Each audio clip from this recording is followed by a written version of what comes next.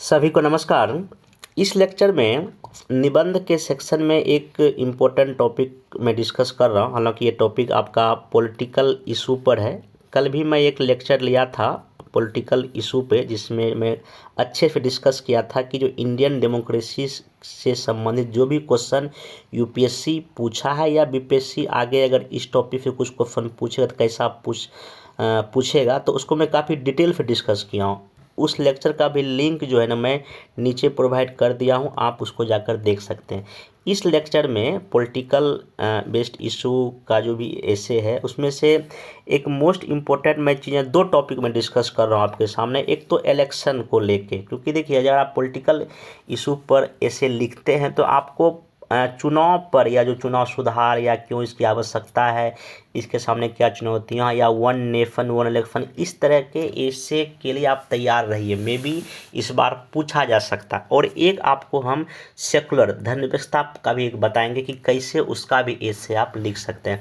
बाकी आने वाले समय में गठबंधन की सरकार है या राष्ट्रवाद है या यूसीसी है, पंचायती राज है या राजनीतिक आपराधिक, इस सब टॉपिक पर भी निबंध बन सकता है। तो बस आपको आवश्यकता है कि इन सब टॉपिक पर सोचिए कि क्या लिख सकते हैं। क्योंकि देखिए एग्ज़ाम हॉल में जाने से पहले खास करके जो आपका जो कुछ फिलोसफिकल जो इशू, जो फिलोसफिकल जो कुछ अगर ऐसे है, जैसे कि लाइफ है या धर्म है, ऐसे कुछ अगर जो टॉपिक है उस पर कुछ आप कंटेंट तैयार कर सकते हैं। कुछ दोहा, कुछ पंक्ति रख सकते हैं। अगर कुछ इकोनॉमिक अगर इशू पर है, जैसे अगर एग्रीकल्चर है, इंडस्ट्री है, कुछ है, कुछ सोच लीजिए, या मतलब सोशल इशू पर एजुकेशन है या महिलाओं का एम्पावरमेंट है, ठीक है ना। ये सब कुछ ऐसे टॉपिक है जहाँ आप एक सोच सकते हैं कि हाँ, और सोच के कुछ का कंटेंट जमा रखें। हम अगर आएगा तो इसी टॉपिक हमको ऐसे लिखेंगे। अगर साइंस टेक की हम बात करें, इंटरनेट है या एआई है, ये सब पर ऐसे बन सकता है। और पीछे 68 बीपीएससी में और 69 बीपीएससी में इस तरह का पूछा भी है। तो मेरा प्रयास है यूट्यूब के जरिए कि आपको इस तरह की चीज़ों को बताया जाए,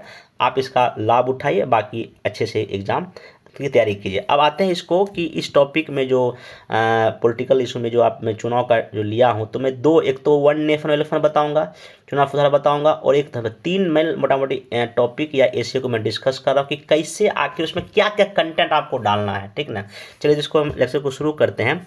देखिए सबसे पहले यहाँ पे अगर जब क्वेश्चन मान लीजिए अगर ये आ जाए, भारत में चुनाव सुधार आवश्यकता और उसका भविष्य करा, ये टॉपिक है मान electoral reform India need challenge and future, अगर ऐसा कोई टॉपिक आ जाए तो इसमें देखिए क्या करना। देखिए तो जैसे कि इलेक्शन एक टॉपिक है, तो आपको इलेक्शन के रिगार्डिंग कुछ कुछ कोई कविता, कोई या दोहा, कुछ लाइन या ऐसे कुछ स्टेटमेंट आपके पास कंटेंट जमा होना चाहिए, या आपको याद करना पड़ेगा। उसको याद करके उसको किसी न किसी ऐसे में लिखना पड़ेगा तो अपना बन जाएगा। जैसे कि यहाँ पे जवाहरलाल नेहरू जी ने कहा है कि लोकतंत्र में, डेमोक्रेसी में चुनाव जनता को राजनीतिक शिक्षा देने वाला विश्वविद्यालय है। एक बड़ा अच्छा लाइन है। अगर इस तरह का अगर आप इसे स्टार्ट कर सकते। दूसरा एक मुनव्वर राना का एक है कि शरीफ इंसान आखिर क्यों इलेक्शन हार जाता है, किताबों में तो ये लिखा था रावण हार जाता है। तो आप इस तरह के ऐसे वाले में इस सब दोहा का यूज कर सकते हैं। एक और है दुष्यंत कुमार जी का, तो बहुत सारा ऐसा उनका पंक्ति दोहा जहाँ का आप कई सारे ऐसे में पुट कर सकते हैं।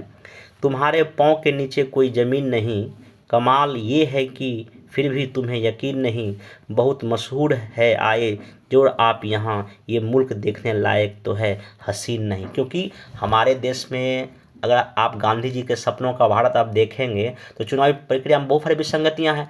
जो लोग अपराधी वही चुनाव जीत के जाकर वहाँ कानून बना रहे हैं। तो वही इस तरह के जो अगर आप दोहा पंक्ति लिखेंगे तो उस चीज़ को जस्टिफाई कर रहा है। या एक इसमें भी डाल सकते हैं कि एक आदमी रोटी बेलता है, एक आदमी रोटी खाता है, एक तीसरा आदमी भी है जो ना रोटी बेलता है ना रोटी खाता है, वह सिर्फ रोटी से खेलता है। मैं पूछता हूँ यह तीसरा आदमी कौन है, मेरे देश की संसद मौन है। मतलब कि आप इस तरह की चीज़ों को भी लिख सकते हैं। या नहीं तो एक चीज़ और यहाँ पे एक और स्टेटमेंट है कि एक सफल चुनाव किसी लोकतंत्र को बुलंदियों तक पहुँचा सकते हैं, तो चुनाव प्रक्रिया की विफलता राष्ट्र को पतन के गर्त में ढकेल सकती। ये भी कुछ मतलब कि देखिए मैं लास्ट जो लेक्चर में कर लिया था डेमोक्रेसी का, उसमें भी मैं कुछ ऐसे ही स्टेटमेंट, कुछ ऐसे पैराग्राफ का जिक्र आपके सामने किया हूँ जो कि आपके ऐसे को जान दे देगा, बेहतर मार्क्स दे देगा, तो आप उसका यूज करिए।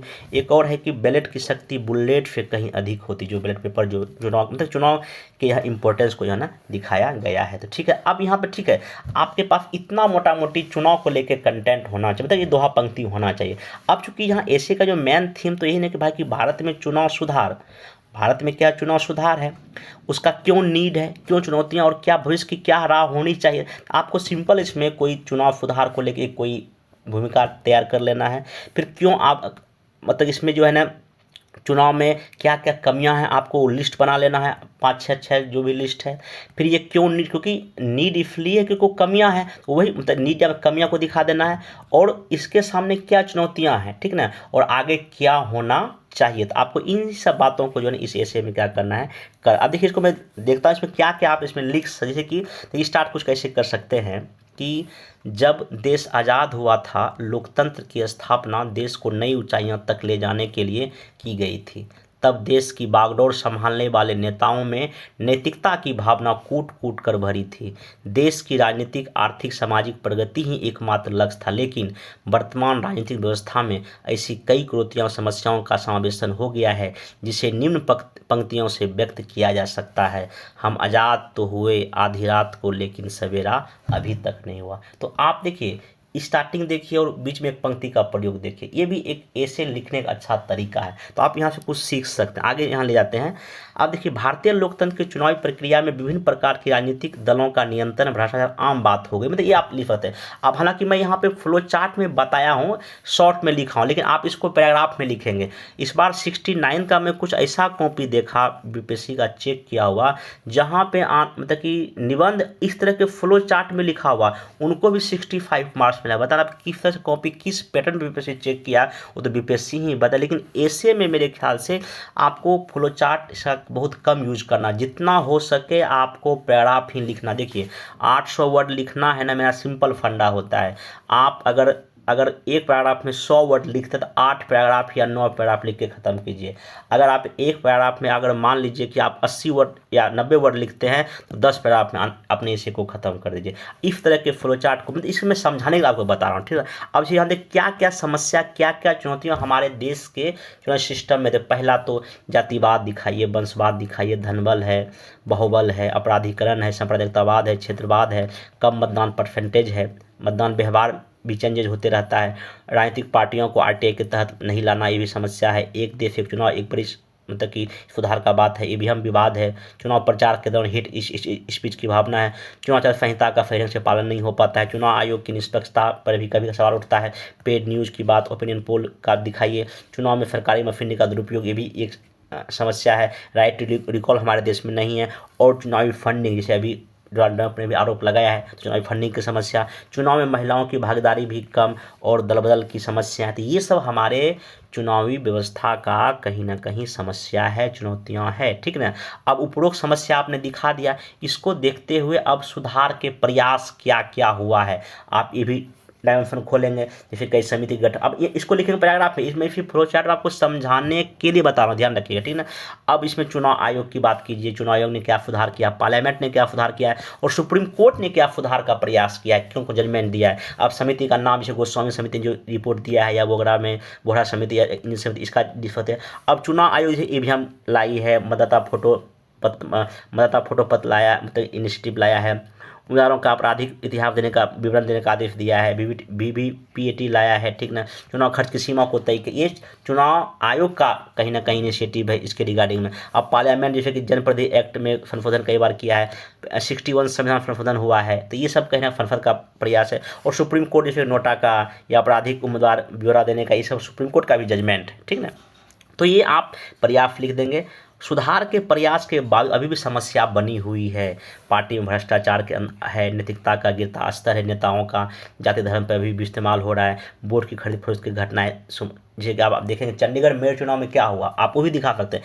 इस ऐसे को वहाँ से भी शुरू कर सकते हैं। चंडीगढ़ मेयर चुनाव में जो हुआ, जो अधिकारी कर रहे थे सीसीटीवी कैमरे के सामने, वो कितना कितना मतलब एक डरावना सीन था लोकतंत्र के। अगर लोकतंत्र को सफल बनाना है, इस तरह की चीज़ें हमारे देश में नहीं होना चाहिए, क्योंकि डेमोक्रेटिक कंट्री में ऐसी घटनाएं कहीं ना कहीं एक अच्छी बात नहीं है, ठीक ना। मतदान कम अभी भी हमारे यहाँ हो ही रहा था, ये सब आप जिक्र करेंगे।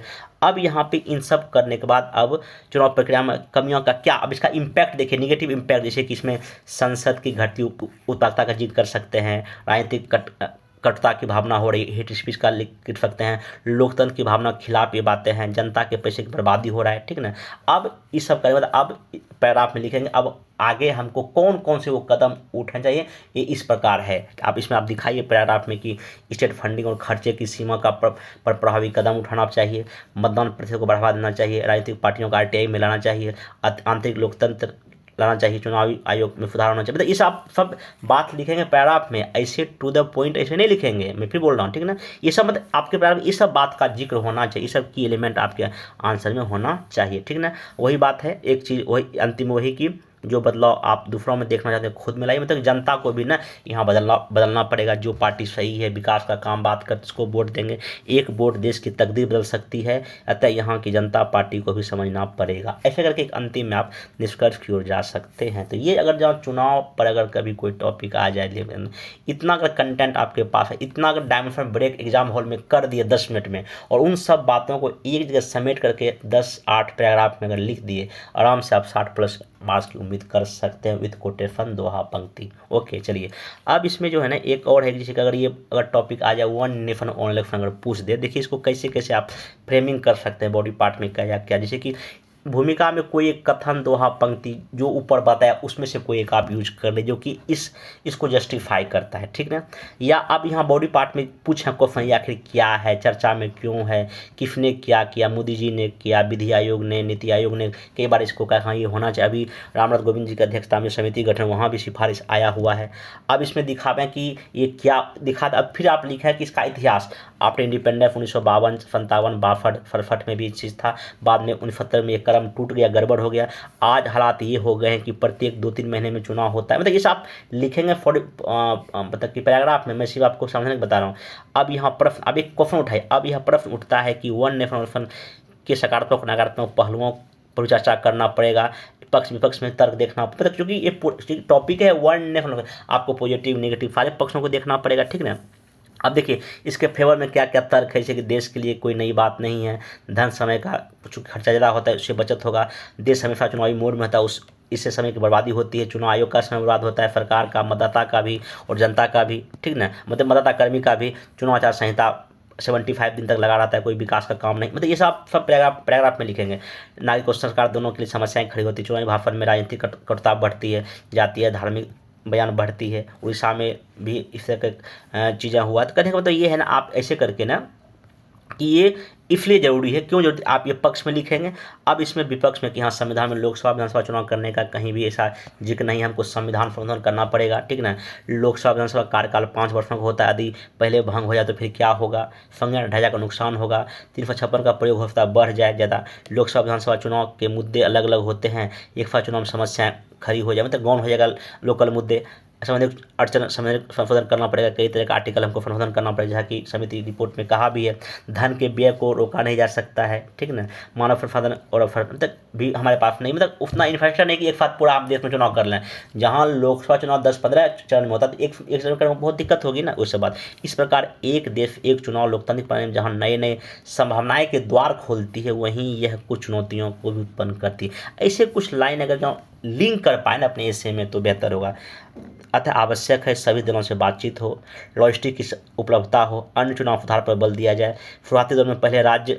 शुरुआती दौर में ऐसे राज्य जहां चुनाव में 1 या 2 माह का अंतराल हो एक साथ, जैसे कभी देखिए जैसे दिल्ली में या कई जगह, मतलब कहीं जहाँ 5-6 महीने का डिफरेंस को मर्ज कर दिया जाए, वो कई ऐसे कर चीज़ें सॉल्व हो जाएगा। फिर लोकसभा के साथ कुछ राज्यों को कर दिया जाए, तो ये समस्या स्टेप बाय स्टेप हम ऐसे करके आगे ये भी बढ़ सकते हैं, ठीक ना। तो आप ऐसे करके भी इस ऐसे को जो है ना कर सकते हैं। 2 मैं चुनाव के समय में बता दिया। आप इतना आपको एग्जाम हॉल में सोचना पड़ेगा, उन सोचे हुए बातों को पैराग्राफ फॉर्म में लिख के अच्छे से आप कर सकते हैं। अब आइए एक टॉपिक मोस्ट इंपॉर्टेंट में भी पूछ सकता है, क्योंकि सुप्रीम कोर्ट में याचिका दायर की गई थी कि प्रस्तावना से इस शब्द को हटा दिया जाए। सुप्रीम कोर्ट ने याचिका फिर खारिज कर दिया, कहा कि बेसिक स्ट्रक्चर का हिस्सा है, हट तो नहीं सकता। अब देखिए टॉपिक ऐसे का कुछ ऐसा हो सकता है, secular politics need and challenge, मतलब कि धर्म राजनीति क्यों आवश्यक है और इसके सामने क्या क्या चुनौतियां हैं। तो अब देखिए ये हालांकि टॉपिक आपको आसान दिख रहा होगा, लोग लिखेंगे, लेकिन सही कंटेंट के साथ लिखना बहुत जरूरी है। इसमें क्या क्या कंटेंट आपको चाहिए लिखने से पहले वो आपको मैं बताने की कोशिश करता हूँ। देखिए आप यहाँ पे मैं कुछ पंक्ति दोहा, फिर मैं जब भी मैं कोई ऐसे बताता हूँ तो मैं ऐसे ही कुछ लाइन पंक्ति लिख के बोलता हूँ कि आप इसको यूज कीजिए। 3-4 बताता हूँ जो आपको ऐसा यूज कर सकते हैं। जैसे कि यहाँ पे भूमि इंट्रोडक्शन में कथन या पंक्ति दोहा का क्या प्रयोग कर सकते हैं। मुनव्वराना का एक है दोहा कि हमारे मुल्क में इंसान अब घर में नहीं रहते, कहीं हिंदू कहीं मुस्लिम कहीं ईसाई लिखा है। यह दुख शायद हमारी ज़िंदगी के साथ जाएगा कि जो दिल पर लगा है तीर उस पर भाई लिखा है। ऐसा कर सकते हैं। चांद को छू चले आए विज्ञान के पंख, देखना ये है कि इंसान कहाँ तक पहुँचे। मतलब कि यहाँ पे जो दंगा फसाद इंसानी मानवता को चूर चूर करते उसके रिगार्डिंग आप ये डाल सकते हैं, ठीक ना।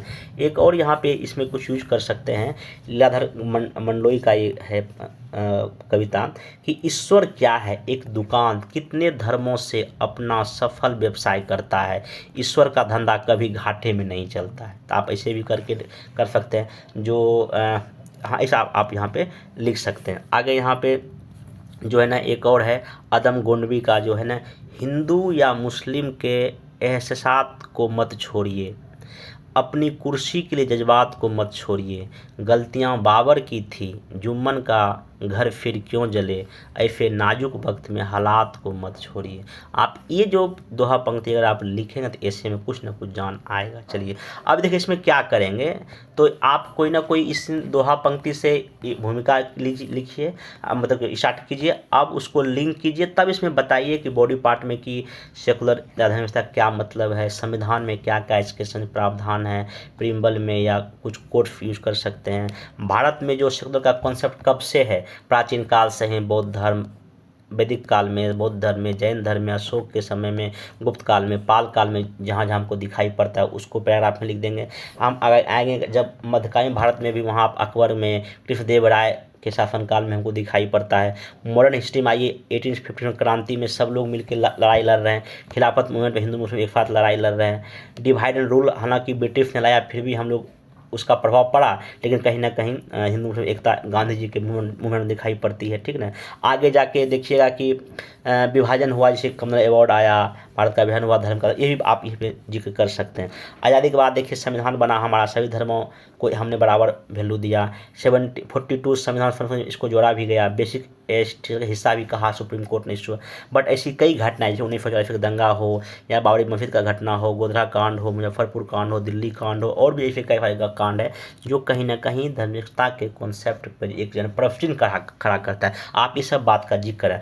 अब वर्तमान में अगर देखेंगे, प्रेजेंट टाइम में आइए, भारत में जो भी राजनीति में देखिए कहीं ना कहीं हिंदू मुस्लिम एंगल आ जाता है, ठीक ना।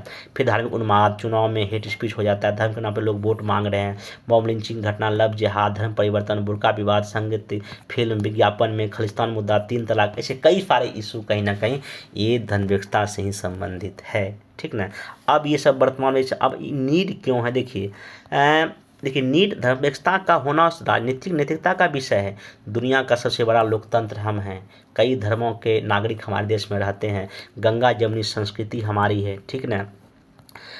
देश में कई समस्याएं मौजूद है, अगर हम धर्म के नाम पर लड़ेंगे अगर करेंगे तो कहीं ना गरीबी, भुखमरी, ये सब के मुद्दे छूट जाएंगे, ठीक ना। चुनाव का विषय ये होना चाहिए, गरीबी होना चाहिए, भुखमरी होना चाहिए, विकास रोजगार होना चाहिए, ना कि हिंदू मुस्लिम का होना चाहिए, ठीक ना। स्वस्थ लोकतंत्र और जीवंत लोकतंत्र के लिए ये सब जरूरी है। और हमको चूँकि विकसित राष्ट्र बनना था 47 तक, अमृतकाल का समय चल रहा है, G20 का हम लोग अभी जस्ट अध्यक्षता किए हैं, विश्व गुरु हमको बनना है, नागरिक की प्रगति करना, देश की प्रगति करना है, तो हमको ये धर्मनिरपेक्षता की जो भी निगेटिव चीज़ें हैं उसको हमको छोड़ना पड़ेगा और हमको आगे बढ़ना पड़ेगा, ये लिख सकते हैं। अब यहाँ इसके सामने कुछ कुछ चुनौतियाँ हैं, जैसे कि यहाँ पे राष्ट्रवाद का मुद्दा उठाकर हिंदू मुस्लिम में बंटवारा किया जा रहा है, आप ये सब जिक्र कर सकते हैं।